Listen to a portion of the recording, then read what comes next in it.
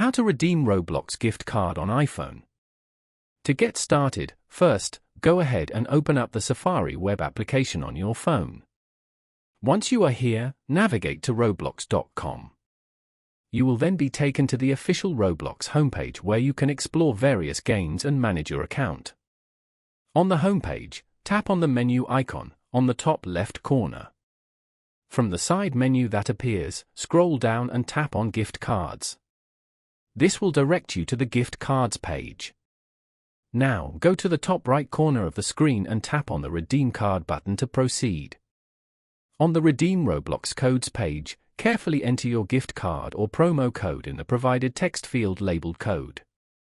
After entering the code, tap the Redeem button below. Following these steps, you can easily redeem a Roblox gift card on an iPhone.